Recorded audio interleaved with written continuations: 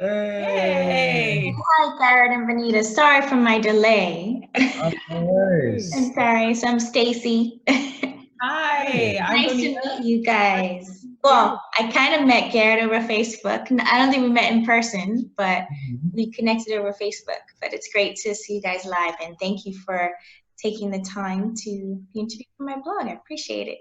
Absolutely. Of course. I've never done a Zoom interview for my blog, so this is like a new experience, tech experience.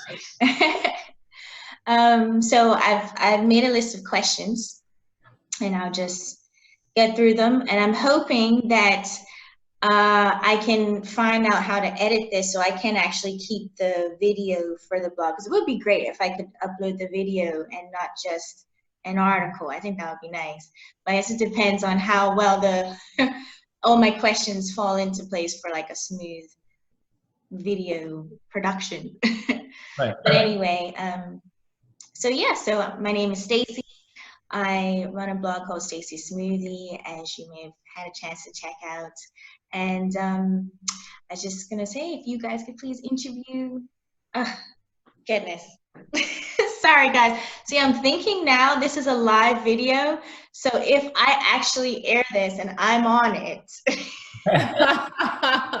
if I'm on this, I can't be as casual as I normally would be when I just audio record an interview. So I'm trying to think extra about how I act.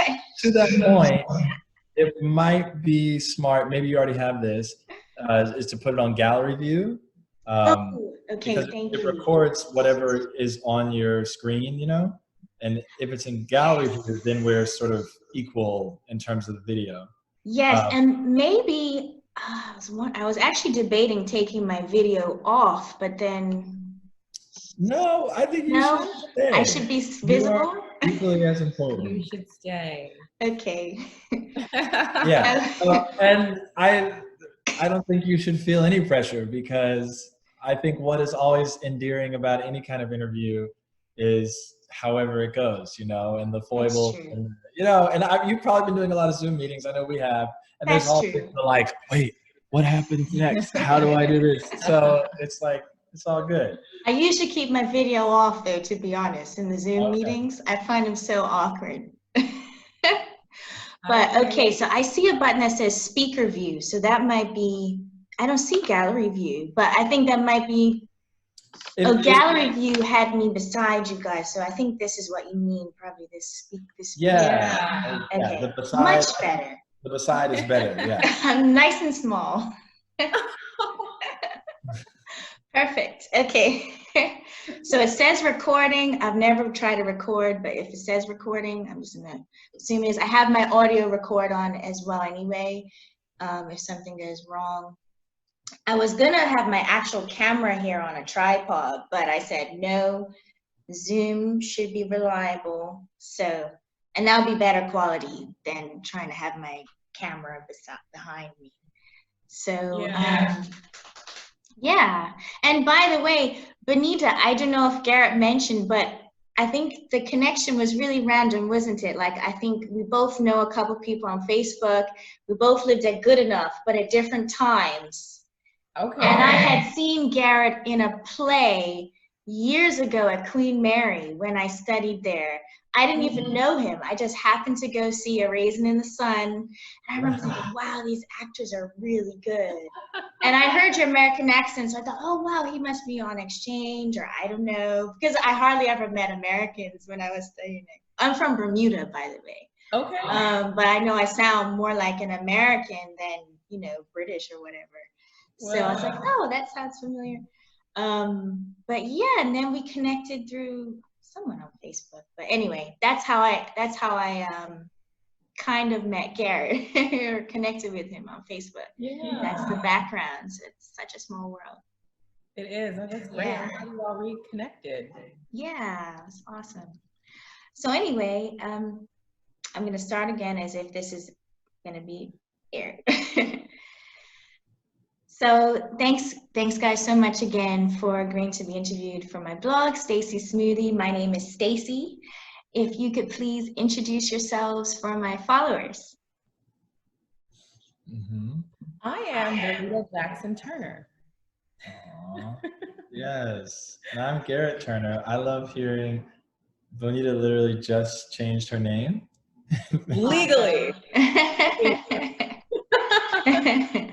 Congratulations again, guys. It's so exciting on your recent marriage. I mean, we're both actors. You know, I was living in New York City for a while on the actor grind, doing theater and TV stuff. And I've been here in Sarasota, Florida, completing my master's degree, which is a 3-year program at the FSU Oslo Conservatory for Actor Training. Awesome. Yeah, 1 more year left. Almost there. Almost there. So are they going to be doing it by social distancing? I guess your classes are going to be done online, or have they not confirmed whether there's going to be adjustments the year coming up?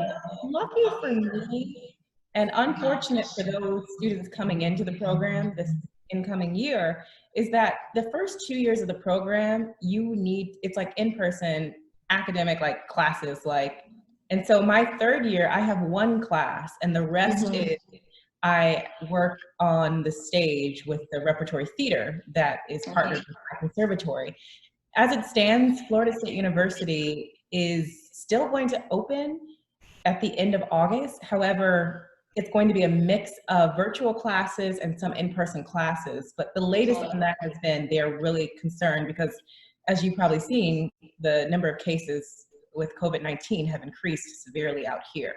And a lot of the faculty, from one of the emails I received, was saying that they don't feel safe opening the doors just yet. So yeah. Interesting to see how it's all going to develop for students and just everyone. We're all just waiting. So I actually thought you both were based in New York City right now, but you're not. No, I lived in New York for about 10 years before coming. Okay. Yeah, and I lived in New York for 5 years. I moved there right after I finished grad school to start out new. And yeah, I would still be there were it not for the coronavirus. I mean, it basically knocked out the entire theater industry. And so I took that time to relocate down here so to do long distances. Awesome. So it's quite recent then. Okay. And where are you both from? Where in the U.S. are you both from originally? Sure. I grew up in St. Cloud, Minnesota. Yeah, I'm from Alabama. Okay. So,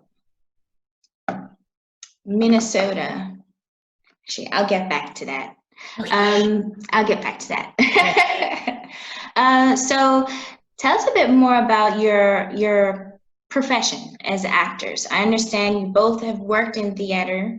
Garrett, you've also done some television and I believe film as well.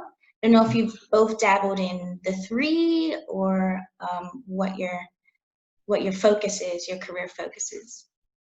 Yeah, I like to say that I feel like Garrett has done more in his 5 years in New York City than I ever did in my 10 years in New York City.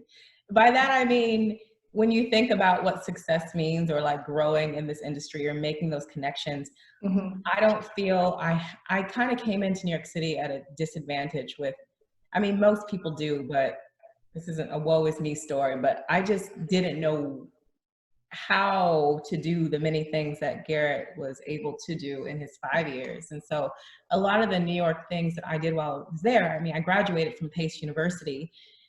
Ultimately, it was a long journey to get there.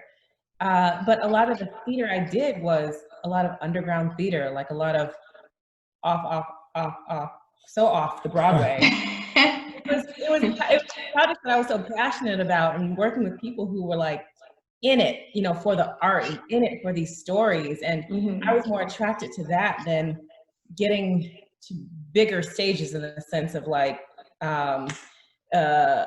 loved or beloved roles, or and it's still a part of me somewhere in there, a dream to be known or to be known for the artist that I am. But where I ended before coming to grad school was I fell in love with writing one-person shows. And so I've written 3 of them, and I had the opportunity to, you know, mount them and do all the things, or most of the things that I wanted to at that time. And that's kind of where I landed. And I realized that the artistry that I am building within myself doesn't really look like some of the theater houses that are in New York City right now. Amen. I love that you said that you don't feel like you did as much in 10 years as I did in 5, because it's only a feeling. It is not a fact. And I think where the feeling comes from is the hierarchy that's built into the industry, you know? So I was saying in the theater world, the Western theater world, the US-centric Western theater world, like at the top of the hierarchy is Broadway. And then below that is maybe like off-Broadway and or these national tours that go around the US. And then there are a bunch of what we call regional theaters, which are just theaters that aren't in New York City, that are like professional theaters across the rest of the country. You know, and it sort of moves down the totem pole to community theater, which is like not really professional and often not paid, you know. And I think we are often taught, or we learn to judge our careers via that hierarchy, you know. And so if it's an off Broadway show, then even if it's an incredibly rich show with an amazing team, we still feel like it's somehow not worth as much. But that's false. It's just false. It's like it's something you have to unlearn to be able to stay sane in your career, I think. So you know, the 10 years that Bonita was in the city working were voluminous. In case you're wondering, I have not written 3 one-man shows. I think that is incredible. And the fact that she not only put in the work in to write them, but then self-produced them. I mean, she was the marketing team. She was the lighting, the sound. She created the props. She hung the set. She did. And then she was in it. You know, she was the actor. So all of that was amazing. Here's another important point, is that I think often people's the way in which people are able to navigate the industry has to do with like built-in privileges that they have. You know, people come in, move to New York City with like big loans from their parents. And that just gives them this mobility to sort of figure it out and not really work a job for some months while they maybe find their way to having a job / are also auditioning, or knowing people in the industry, or having any knowledge about how the industry works. You know, if your parents are already like working on Broadway and you've been growing up backstage, and you just have all this knowledge about the mechanisms that other people like us, you know, grew up in these small towns way out of state, have to just figure out somehow. So, you know, seeing as how you had like less of those privileges, I think the amount of stuff that you were able to do in that time was amazing, notwithstanding getting into this master's program, which is now allowing you the freedom to hone your craft and will hopefully, you know, spring shot you when the time comes and when there's an industry again after the coronavirus. So, I mean, so most of the stuff I did was like in regional theaters. I worked in Atlanta a lot, a number of shows in Atlanta. I did a show in Miami. I did a couple shows in Baltimore, Syracuse. I worked in Michigan. I worked in Connecticut. You know, going where the work is so as to build a career and a resume, which was great. And then just the last couple of years started to move into TV and film and also like commercial work. I did like a national voiceover for vitamin water. which was cool and also a lot simpler than doing a musical, you know. And then I was on a couple, like I did Law and Order SVU, I did Madam Secretary, and small roles, but just starting to build that up to hopefully something that's like sustainable to lead in supporting roles in the future. Awesome. And I'd like to say too, you know, I had a dream for a while of writing Broadway musicals. So it's really incredible that you've had so much success with that. I've never really tried it, but it looks like quite a project to be able to put an entire production together like that. So I definitely think that sounds like an exciting route. Yeah, well, congrats on all of your success. They were not musicals. Okay.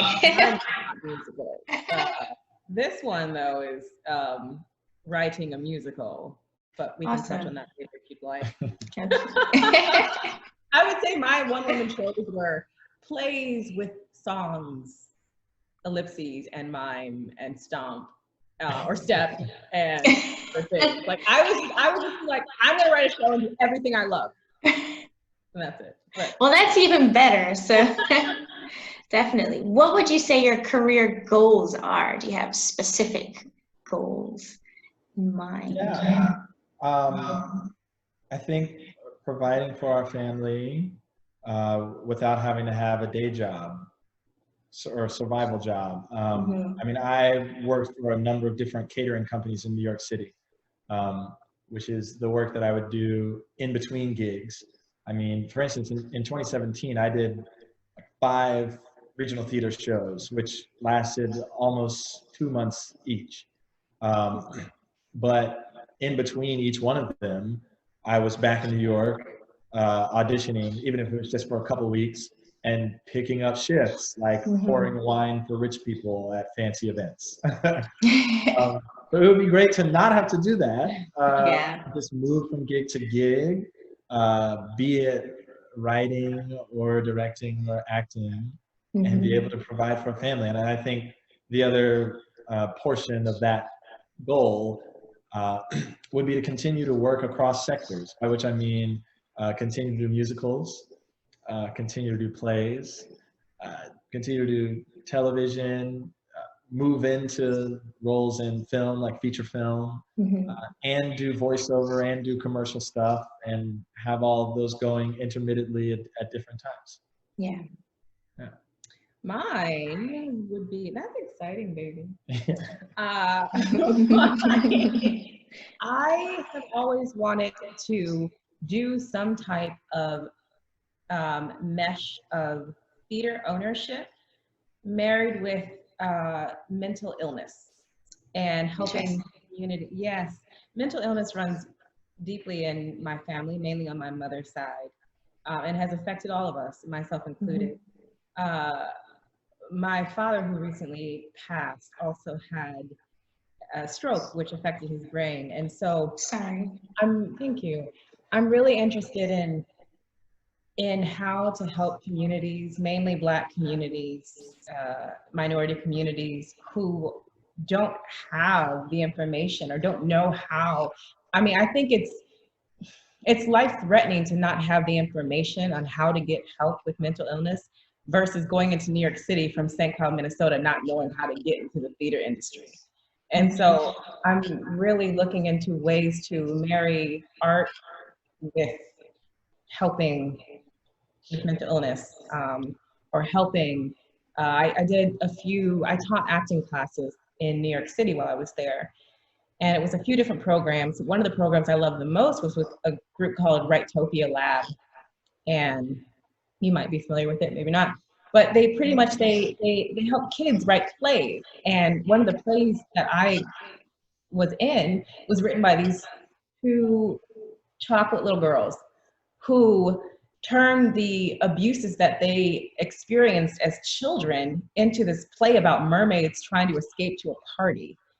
And it was just so beautiful. They were 6 and 5 years old. And I was like, the way that they were able to process that through writing was moving for me. And for them to see it, like, I feel like it has healing properties.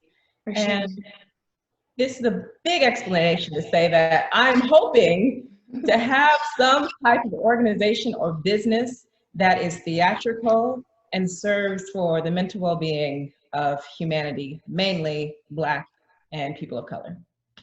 That would definitely help a lot of people. That sounds really incredible. Yeah, all the best with that. I'm sure you'll help a lot of people. What does art mean to you? Why do you think you're both so passionate about working in this industry? God told me. I answered. God told you you had to. I cut out a bit. You said God told me I had to. I have to. He didn't tell me I had to. God showed me what I needed to do.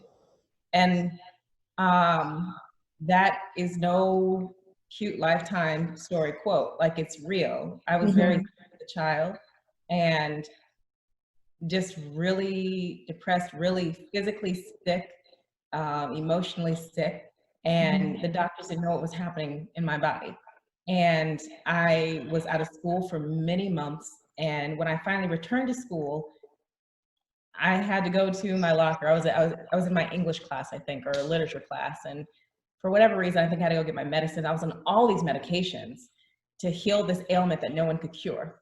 And on my way to my locker, I grew up in a predominantly white town. Like, I was maybe one of 5 or 6 in every stage of schooling. And there was this bright fuchsia piece of paper on the floor. Like, no one else was in this hallway. And I flipped it over and it was auditions for The Wiz. And I didn't know what audition was. I didn't know what it was. It was like, bring a monologue. I was like, I don't know what that is. It was like, sing a song. I'm like, I can't sing. But I went home and I was like, I got to do this thing, Mom. And I was 12. And I looked up what a monologue was because my mama didn't know. And I sang the best version of Happy Birthday you will ever hear from a 12-year-old. And I booked the part of Ada Pearl, this like 12-year-old who's never done a play or a musical. And I remember I walked on opening night and I was like, this was meant for me. Like, I was meant to find that piece of paper in this predominantly white middle school. Why is Liz Flyer here? And so I just feel like I was told, because before that I wanted to be a doctor, I wanted to be a ballerina, I wanted to be all these things, and this was like so clear for me. Meant to be. That is beautiful. It is. It is. Art means the world to me. I think the entire world, excuse me, I think the entire world can be siphoned through art, and art just makes it better. What do I mean by that is, I think art is education. Art is politics. Art is praise and worship. Art encompasses so many factors. I find this in just doing the work as an actor. Like, what's an example? When the coronavirus hit, I was playing the lead in a new play at the National Black Theater in Harlem called Bayano. Bayano, Bayano, was an African king of Yoruba land in the 1500s who was stolen by the Spanish and enslaved in Panama, who then liberated himself and thousands of other slaves over decades. So he was this Toussaint Louverture or Nathaniel Turner, who we just don't know about because it was the 1500s in Panama. Incredible figure to embody. And so in learning about him, it was research, you know, it was world history, as was the telling of his story in this play, except it was better than any textbook could ever hope to be.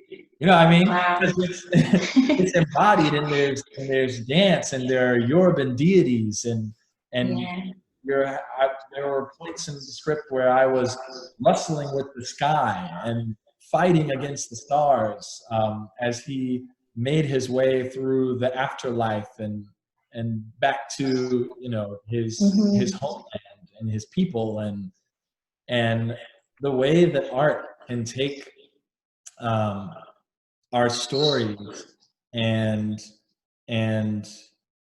frame them, mold them, shape them in a way that reaches us like nothing else can, I think is incredible. I know it's been formative for me, and that is a huge part of the reason why I have chosen this as a career, and look forward to story after story that we get to tell. Beautiful words, guys. And do you both sing and dance as well? Or you've done some musical theater because you were in Dreamgirls and something else. I checked your website. Yeah. You're right. Yeah, we both sing and dance. No, hold on. Here, wait, I have a question. Can I ask a question? Can I answer a question? No, can I ask a question? Me? I want to ask her a question. Okay. Have you ever done a musical? Oh my goodness. Okay. Here. Okay. Yes. Oh. But okay. To answer your question, Stacey, I prefer what they term straight plays. I love singing. I don't think I'm that good. I love dancing. I don't think I'm that good. Have I done musicals? I have. In fact, when I started, that's all I did.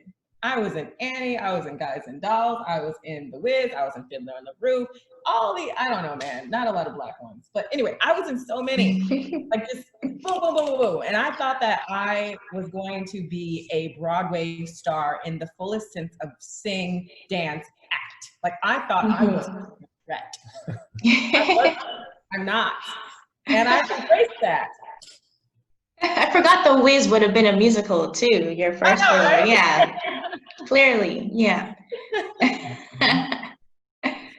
But I love it, I love it. I feel my husband is a triple threat. He can act his behind off, he can dance his behind off, he can sing his behind off. Like it's incredible to watch him.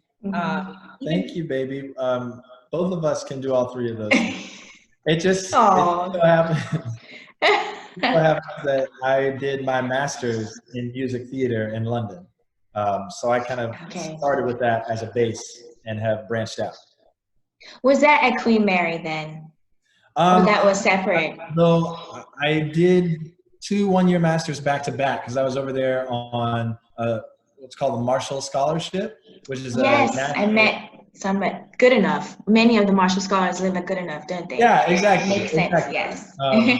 So it sends like 40 students from the US to the UK every year for usually 2 years of grad school. Some people just do 1, some people stay for longer, but I did 2 years. And since almost all master's degrees in the UK are 1 year, I did 2 one-year masters back to back. The first was at Queen Mary, which was an MA in theater and performance, which was more academic, even though I did A Raisin in the Sun while I was there. And then the second was an MA in music theater at the Royal Central School of Speech and Drama. And that was singing, dancing, and acting training. Ah, okay. Awesome. You guys have so many options, like so many different avenues you could kind of pursue within the industry because of all your clearly sound educational background in the area. So that's really exciting, especially during a time like this, the pandemic, the uncertainty, I'm sure.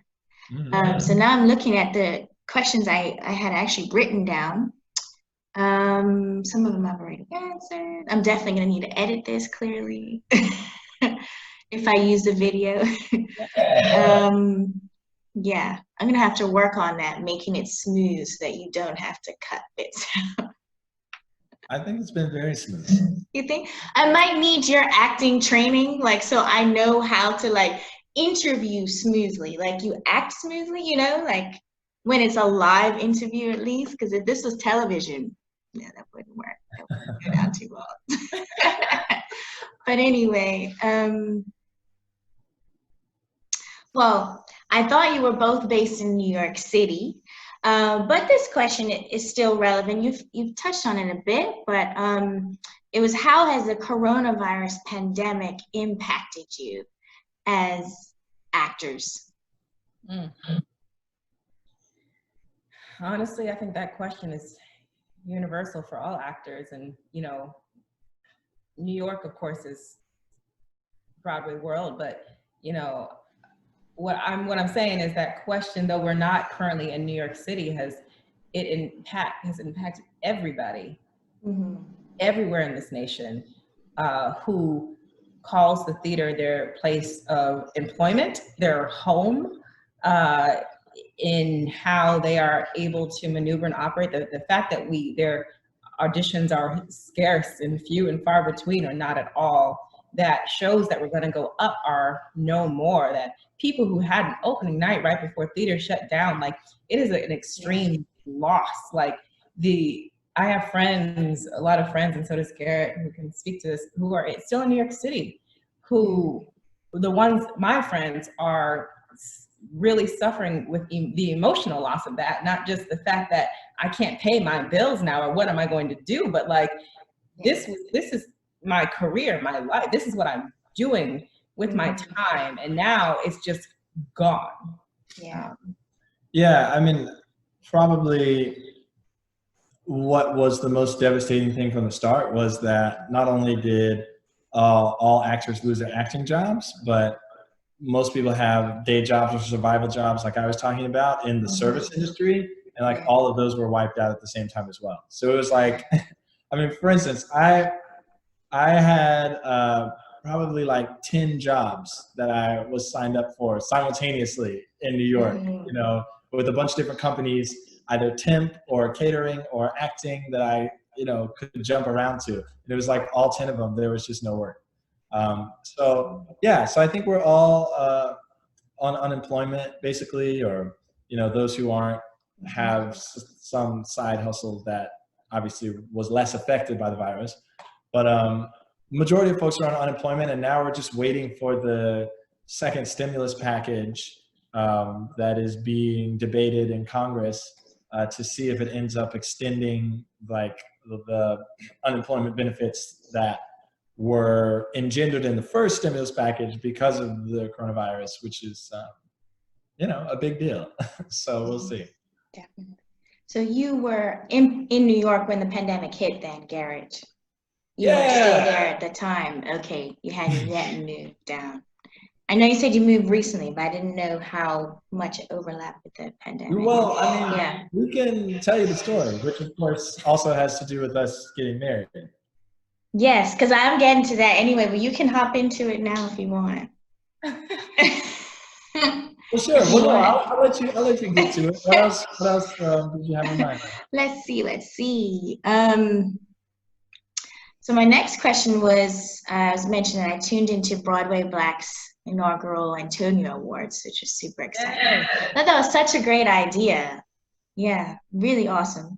And it's just interesting how people have adapted to this weird socially distanced world we're living in now, but there's so much creativity that's come out of it. And I was wondering if either of you were involved in the production in any respect, any regard, or. Nah, in short, but Drew Shade, who runs Broadway Black and who produced the Antonio Awards and also hosted, he and I was going to say go to church together, but really went to church together before, you know, everyone dispersed. But it's like the same church that we've been tuning into via Facebook Live every Sunday. So anyway, what's my point? I know him, and he is doing incredible work, and I really hope that the Antonio Awards is a springboard for Broadway Black to like more and more and better, because the service he is providing is needed and beautifully curated. So definitely. And I know your Christian faith is really important to you. Based on my Facebook stalking here and there, I see your posts sometimes, but they're really inspiring, and you know, it's just great that you share your faith so openly. I don't know if either of you may want to say anything about that, or even what church you're part of. The thing is, I'm a Christian also, but I mean, it's just great that you guys are so, you know, some people are really vocal and just really, public about it. So I find it inspiring. Thank you. Yeah, I mean, I think we're public about it because, you know, Jesus is public, Jesus is private. the Lord encompasses all, and you know, we shall not be ashamed in claiming the name, as it were, of our Lord and Savior Jesus Christ. It is why our faith is why, God's love is why we are not despairing in the midst of converging pandemics.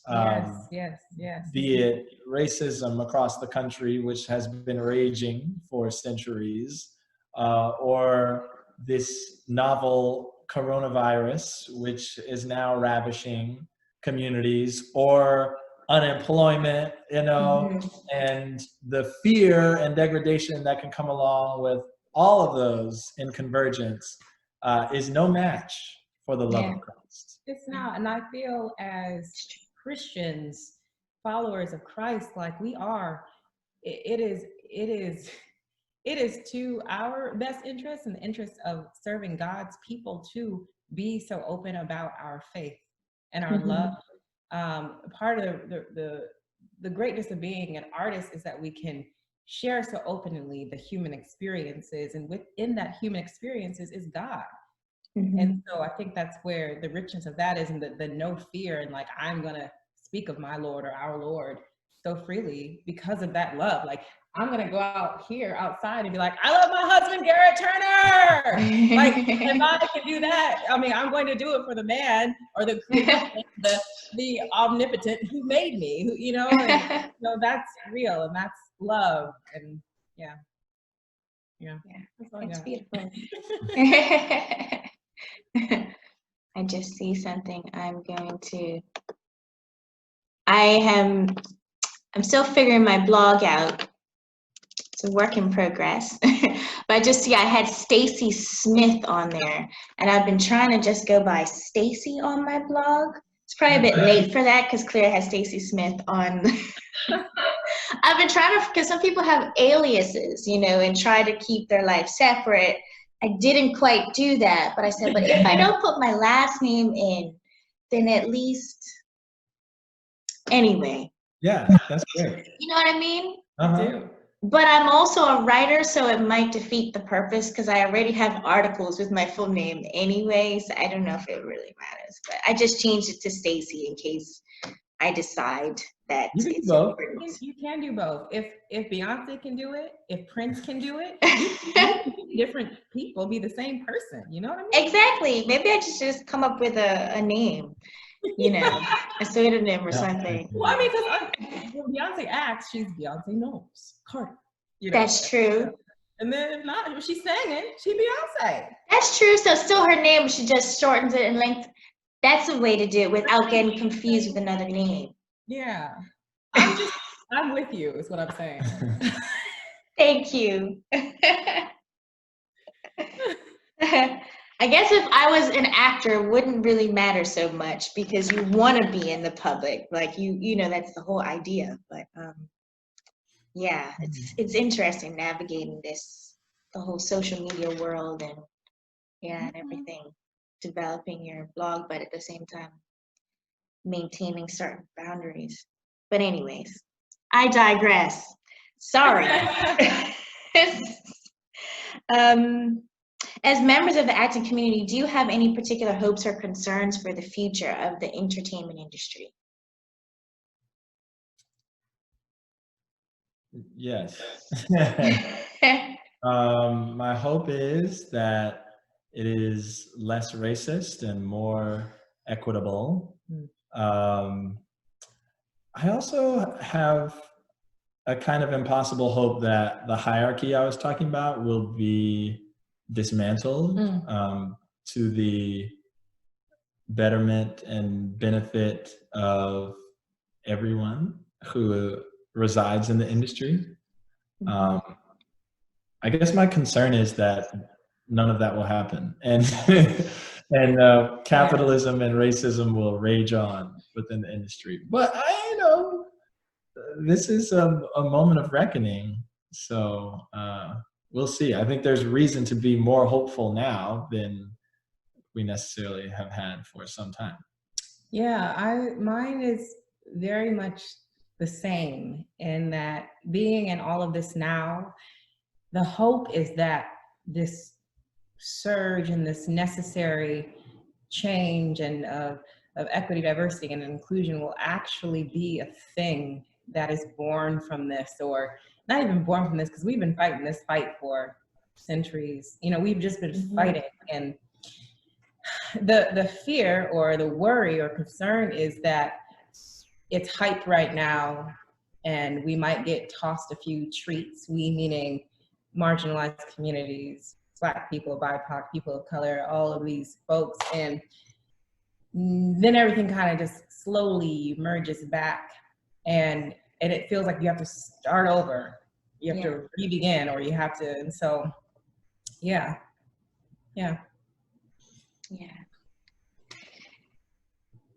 And would you like to speak on any of the, race-related issues in the industry, the racism that you referenced, if you want to discuss it? I can imagine, but if you want to elaborate, feel free to. Yeah, we have been attacking racism, combating it head on of late. Here in this community in Florida, there's a regional theater here where I worked at back in 2017, and which is connected to her grad school. And basically, they made some statements in relation to the murder of George Floyd, saying that they stand in solidarity against racism with people who are protesting or what have you. So a group of current students at the conservatory, which is connected to the Repertory Theater, came together to respond to those statements and say, actually, that's not true. You don't stand in solidarity against racism. Your institutions embody institutional racism. And so we did some research and pulled together the facts in relation to that, from quantitative facts about just the numbers of Black folks and artists who they employ, but also qualitative facts about anecdotes and lived experiences of Black students for decades at the conservatory and in relation to the Repertory Theater. And it's just been an ongoing struggle, that students have undergone. And so, yeah, I think it's that kind of work that's necessary, like on the local level, in the different communities where people are, because I think the way that racism exists in systems, in particular institutions, in theaters, in acting training programs, is specific in different communities, and I think it's the people who have resided in those communities and been connected to them who know how it is manifest and how to combat it, to push back and to find ways to eradicate it. So, and the other thing that is encouraging about this moment is I think we see more and more of that pushback happening than we have before, at least not, at the same time as a concerted effort.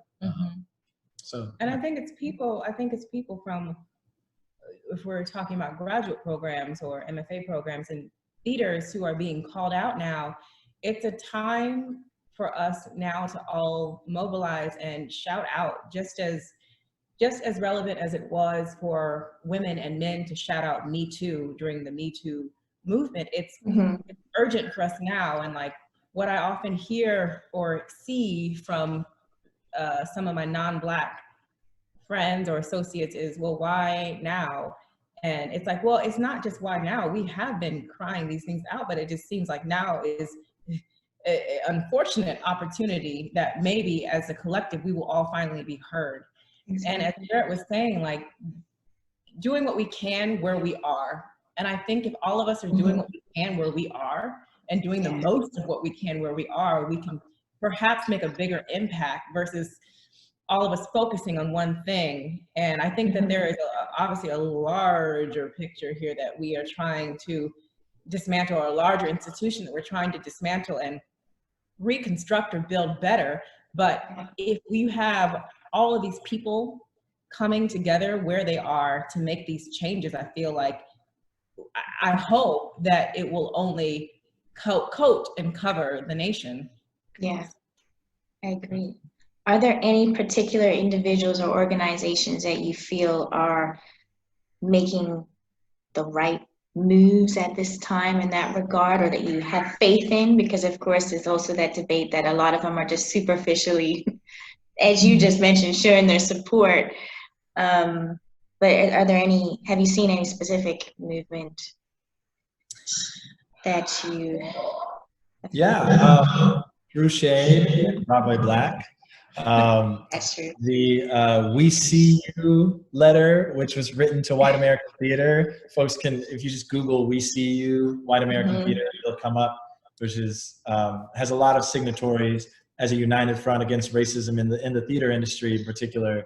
And like, if you look at the names on that list, a lot of those are the individuals doing the work.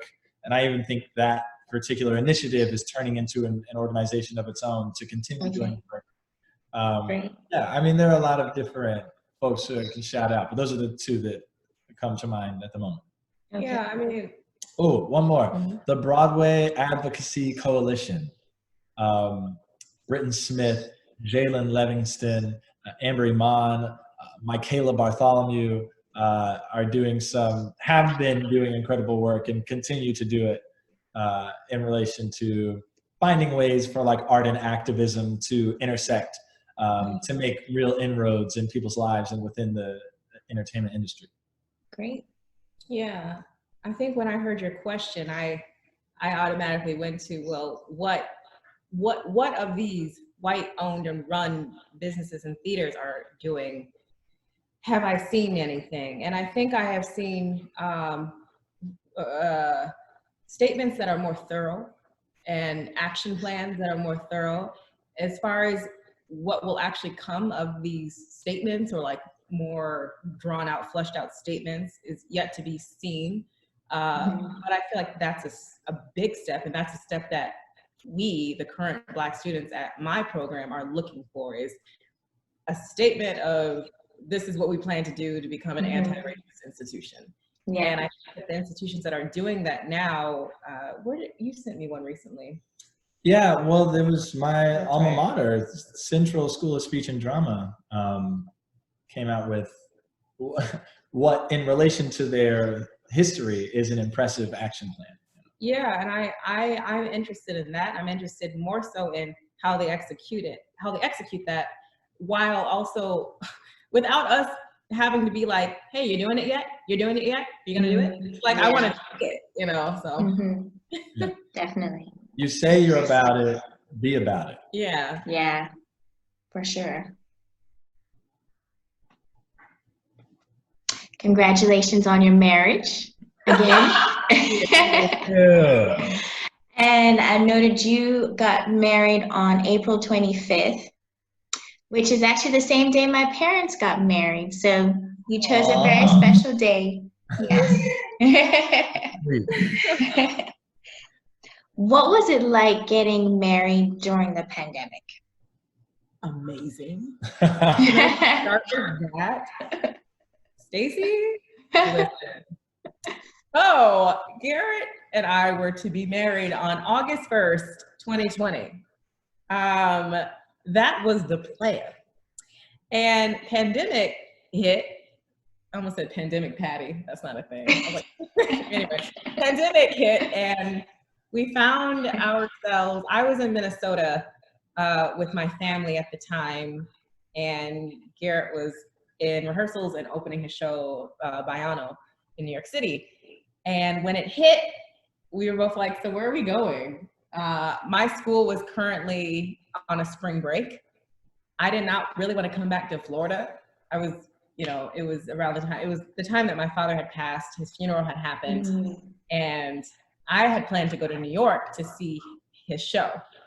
But his show was closed. And we ended up with his parents in Florence, Alabama for 6 weeks, which was so necessary and something I never thought would be possible because we were doing long distance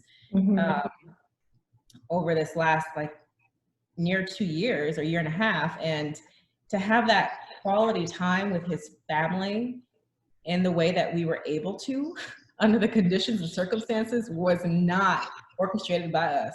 And those are other reasons why, I know our God is real. I couldn't have planned that. We couldn't have planned that. And anyway, getting to the wedding. I really no longer wanted to get married in St. Cloud, Minnesota, which is where we were supposed to have the wedding. And we were going to have it there because my father was very sick and he couldn't travel. And now he's with the Lord. And I was like, I can't have a wedding there. And I was like, we're waiting for Pandemic Patty. That's right, we're gonna coin that. We're gonna wait for Pandemic Patty to deem it safe for us to get married. And we had no idea when people would wanna congregate. And I'm like, I wanna marry this man. And when I say that things came together, we got married I'm gonna stop talking. We got married in his church home, or his home church that, he grew up in, which was really special. And I've always wanted to get married in a church. And as it was looking in Minnesota, it wasn't going to be possible because of a church didn't have a reception hall and all these other things. And I'm like, Bridezilla! And it was so intimate, which is what I really wanted. I bought a wedding dress in 2017. We weren't together. I was so single. And I was like, I'm going to get this wedding dress because it's mine. And so it was in Florida, and my roommate mailed me my wedding dress to Florence, Alabama. Funny. Yes. For your future wedding, basically. Wedding. You had it all planned. You knew what was happening. This dress, you know what it is? I used to tell my sister, if I don't wear this dress to my wedding, I will wear it when I receive my first Tony. But I'm glad I got to wear it for Fair enough. Yes. I'm glad you kept talking because I love when you speak. I would say, how was it getting married in the middle of a pandemic? Richly abundant by the grace of God. Yes. There's nothing that says lean on faith more than getting married when you've lost all your jobs, flat, unemployed, while the nation is in crisis. You're like, now's a good time to form a bond forever. It's just, Scripture says, I shall not boast in anything, but Jesus Christ, my Savior. And that, the beautiful dynamic of that was highlighted by us not being able to claim that it was our hard work that led to us being stable at this time to move towards marriage, that, or our work that just pushed the beauty of our bond to the point to where we could get married. It's like, no, this is actually not about us. It's about serving the Lord. It's about our relationship being in service to God. And so that was a beautiful, I think, frame and highlight and way of seeing what this really is. to get married in the middle of the pandemic. And I mean, we had it, we had a link for people to, it was being streamed. So his church was able to provide us with a link so our friends and families who were on our guest list could view and watch and be there. And when I tell you, Stacee, it was the most intimate ceremony, and yet I felt everybody in that church, like in every pew, in every row. I mean, it was 9 of us there, his family and the gentleman running the audio and visual for us. But it just, I felt everybody there, and yet I felt like it was just Garrett, I, and God. And it was just like all these different, it was just everything I never could have dreamed that would have been of my own making. Like this wedding, I'm sure, as much as we wanted our friends and loved ones there, was surpassed what August 1st would have been, in my opinion. Wow, so meaningful, really special. And it was in Alabama, was it? Did you say? Yeah, Lawrence, Alabama. Awesome. Were people in masks? You guys didn't have to wear masks, did you? I think your photos, you didn't have masks, at least. No, we were quarantined with his family who was present. Okay. So we were like, well, we're here. Awesome. And definitely a story to tell if you decide to have children one day. I mean, that's a really special wedding memory. Yeah. Back to basics, just pure love, no added fluff. Yeah, so that's really beautiful. Thank you. Now let's see.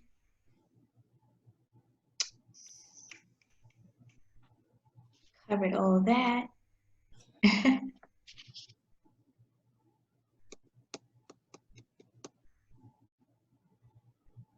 So, as we're all aware, the death of George Floyd, as well as countless other Black men and women in the U.S., has led to a very empowering and much needed Black Lives Matter movement, not only in the U.S., but across the world. And you mentioned that you're from Minnesota, Bonita. Yes. Has this hit you in a particular unique way, being that it's your hometown that links with the murder of George Floyd? Yeah, I mean, I don't wish that I can say yes. I haven't really thought of it like that. I think it hits me in a sense that the pain that I feel from any Black man or Black woman that is murdered at the hands of the police or in any injustice way or any murder as such, like all of these cases, each have equally have struck me so profoundly, from the recent hangings that are happening in cities that I don't reside in or have never even been to. It's not surprising that it's happened in Minnesota. Like growing up in St. Cloud, when my family moved from Chicago, Illinois to Minnesota, and then to specifically St. Cloud, the town was lacking so much in diversity that the nickname was White Cloud. And though it's in the north, they used to do lynchings just an hour north of where I lived. And so these things are like, it's painful that it's in my home state. But it's home state, yes, not town. No, sorry. No, it's fine.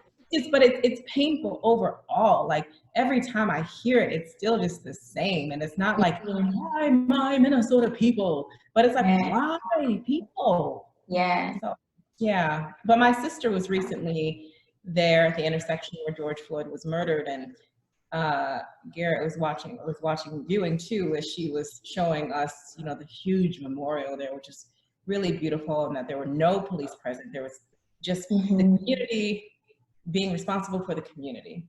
Yeah.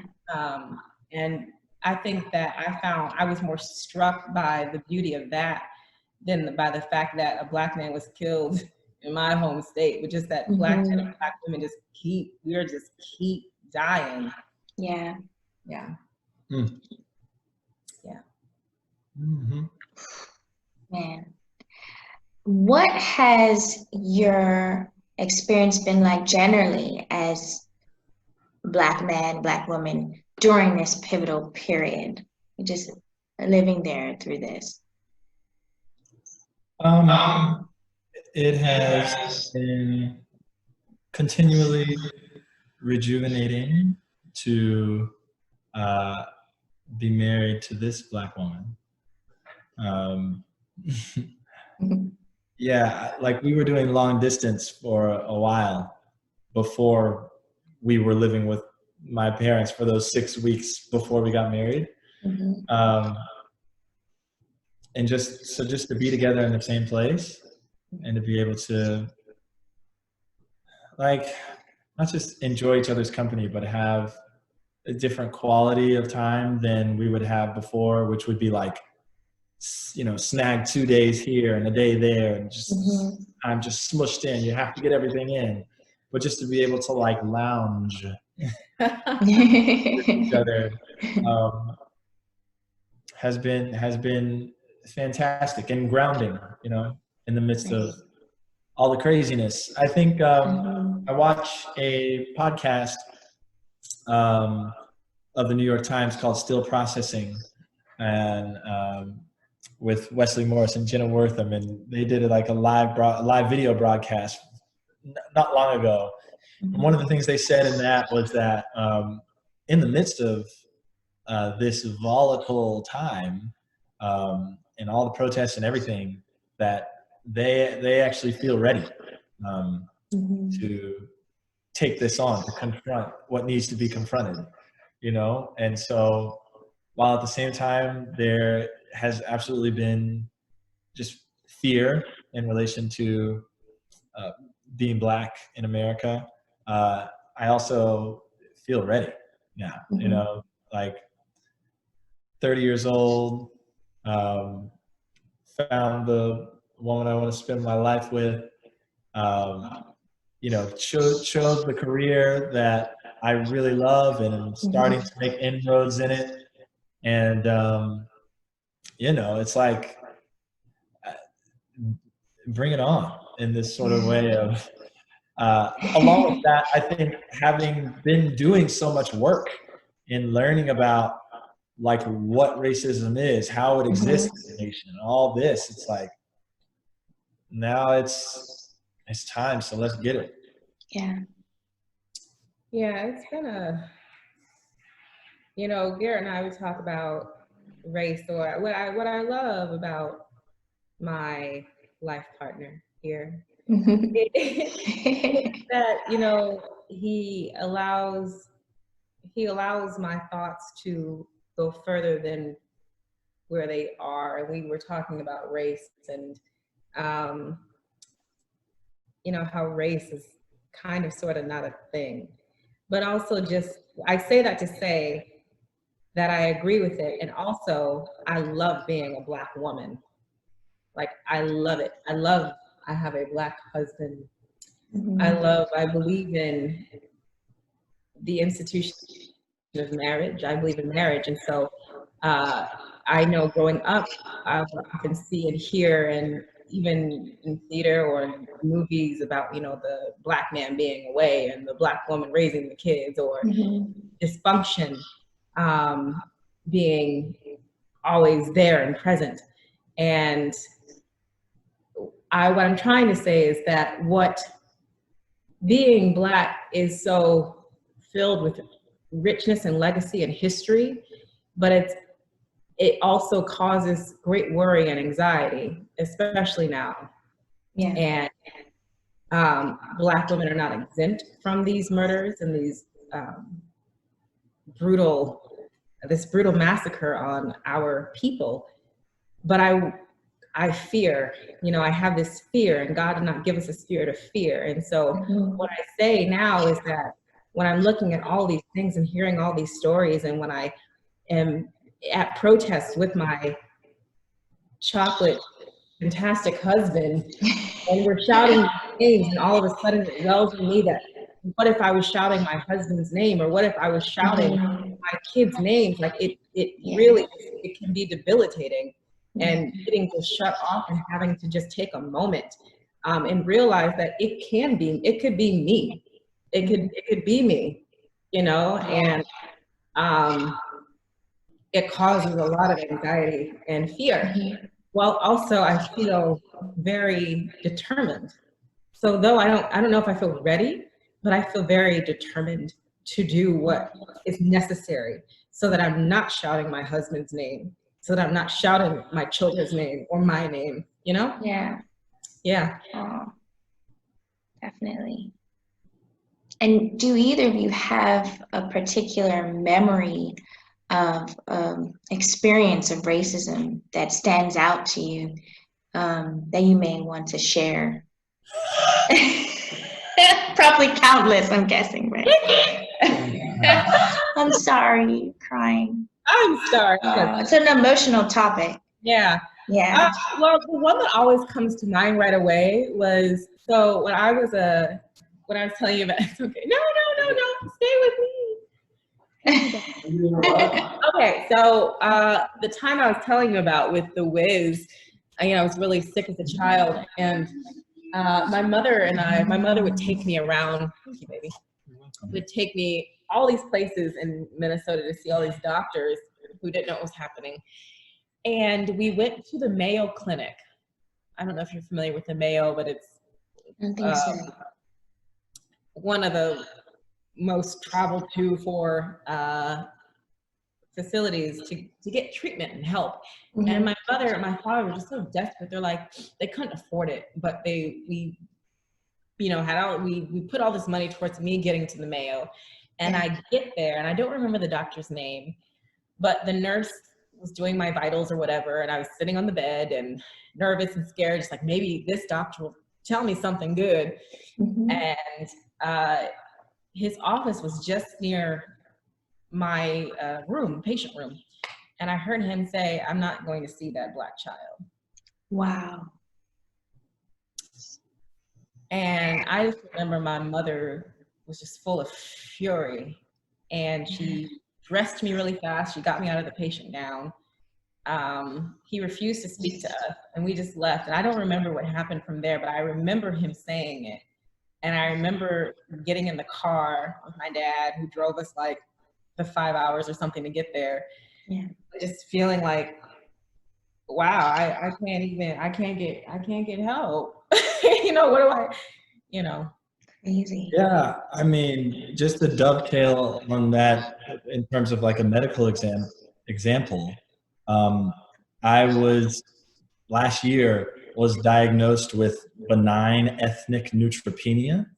Neutropenia means you have a low level of neutrophils, which is a certain kind of white blood cell. And so, they detected, I just in like a physical and getting labs done to see if I was okay. And we're like, oh, you have a low level, go get checked out. And it turns out that like the samples for the ranges of your blood cells as to what is a healthy range for you to have were all taken from like white people. It's like basically based off a Eurocentric model. And so benign ethnic neutropenia just means I'm fine because I'm Black. It's like, oh, you exist in a different range, but it's just because our whole system is built on a model that doesn't include you. So it's just like white supremacy is everywhere. Yeah. It's just everywhere. So you're like sick with Blackness, basically. Right. Yeah. That's crazy. Wow. It's just so ingrained, like you said. Yeah. And how old were you, Bonita, when you had that experience as a child? I was 11. Wow. Almost 12. I was 11 years old. Definitely. That's going to have quite an impact on you as a child. That's just crazy. There's been so many, but it's awful. Yeah. I just gave one. Oh, yeah. I'm sure it happens all the time. I've certainly had it just on holiday in the US and of course in other countries, as you know, it's like everywhere in the world, unfortunately. But of course, I know it's quite intense in a lot of situations in the US, which is just horrible. What was it like protesting? And where did you protest? In Florida, was it? Where you are now? Yeah. Protesting during the Black Lives Matter. Yeah, it was, well, I mean, you know, Protest. you just gave that beautiful example of what you felt as we were out there yelling the names. But we've both protested in New York City before, and excuse me. So it's a very different atmosphere. You know, I think I termed the protests down here in Florida as a lot cleaner, a lot safer. You know, it was just there were probably maybe like 200 people or 250, something like that. And you know, and they had the route planned out, and we walked around downtown, and our voices were heard. And it was good. It had all the usual purposes of a good protest, in the sense that it was a catharsis for the people who were there. It was an organized event for the people of this community, to say that, you know, we stand against this as well, and we're not going to be silent. And it was a way for folks to network. I think a bunch of folks who hadn't met themselves before, but it was good. It was good to go and take a part of. You know, it was much less heated than the protests that have been in New York before, especially those that happened right after the inciting event, where folks are just out there and enraged, you know, like rightfully enraged. But it still had, you know, a necessary purpose. We were able to take part. Great. The same. Awesome.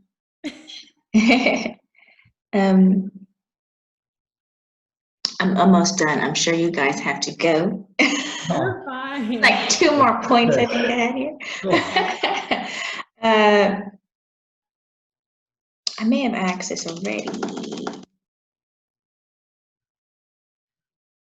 What would you say the atmosphere is like now as it pertains to the Black Lives Matter movement? And do you have any thoughts going forward?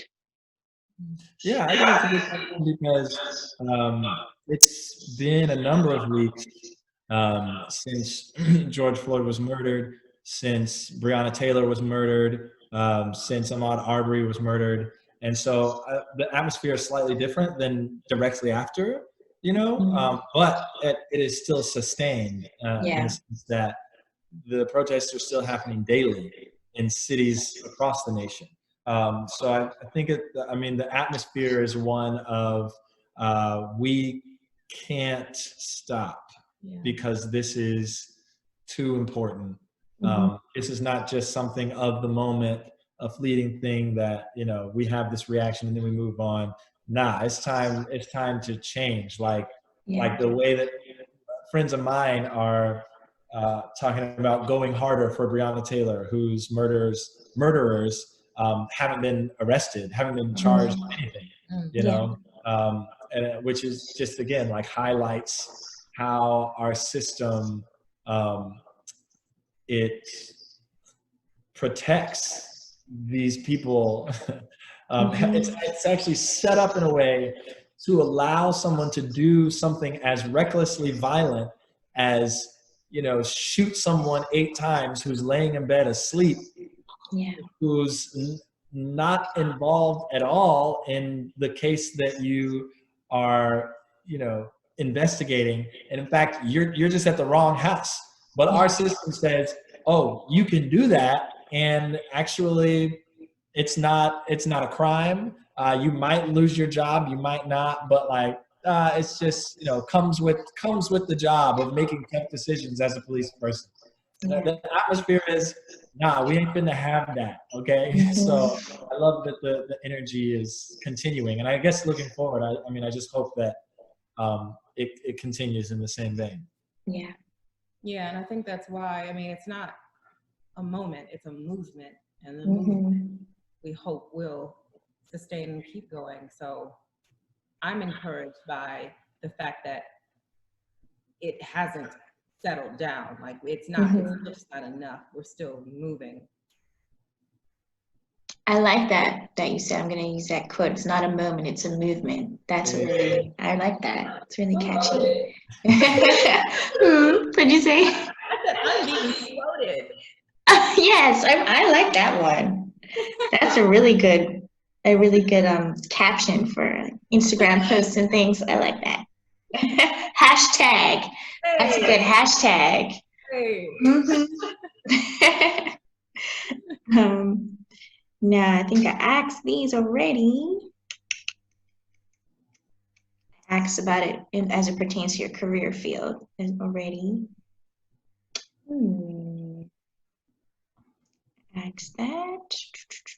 Anything else you'd like to add about anything? It could be your career, the pandemic, Black Lives Matter, your marriage life, Black love, anything.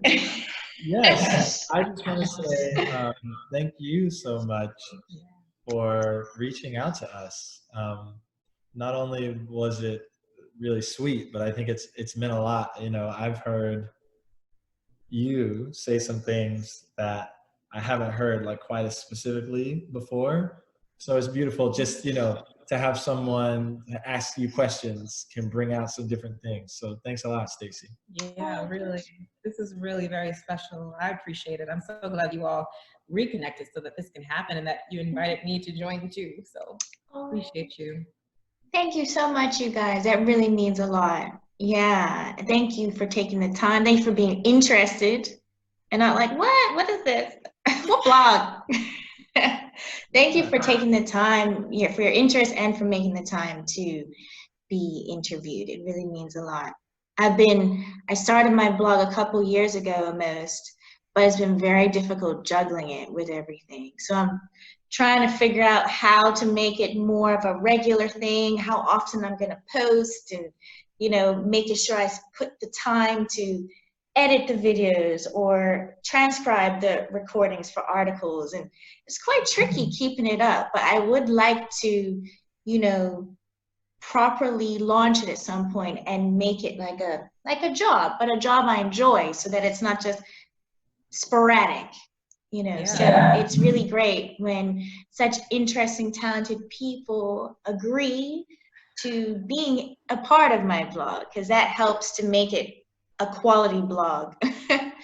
And that's my goal, to continue to keep the quality level up there. So you guys help make that possible. And you can speak on so many topics that are relevant right now. So I appreciate that. Yeah. Awesome. And you're such a lovely couple. And I can feel the love through the screen. And I wish you many years of happiness and health and love and everything. Thank you. Thank you. Blessings to you. God bless you, protect you and yours during all of this multi-layered pandemic. Patty. Thank you. Yes, that's right. Patty's. So. God bless you both as well and your families. Yeah. And I'll be in touch. I'm gonna, see how the recording looks. See if I can maybe edit out my blooper bits, because there are a few. And see if I can, put it together in some fashion so that it can still run like a smooth video. If not, I will make an article out of it. Okay. So there may be a bit of a delay. Sorry, I'm actually super backlogged with my blog because I struggle to keep up with it and juggle it with everything. But certainly I don't want to post this too late because it's relevant, it's current. So whereas sometimes my interviews, they're not specific to what's happening now in the world, but this one really is. So I don't want to post it too much later. So I'll let you know once I have and send you the link. So. Yeah. Well, no rush, you know. Okay. Thank you so much for being understanding. Yeah, as well. They'll be like, "Wow, where's that post? She had us talking for over an hour, and she didn't post that thing yet." No, not a problem. Not a problem. Okay. Awesome. All the best. Thank you. See you online. Yeah, hope you have a good rest of the day. Thank you. You guys too. All Mhm. right. Thanks so much. Take care. Yeah, Bye.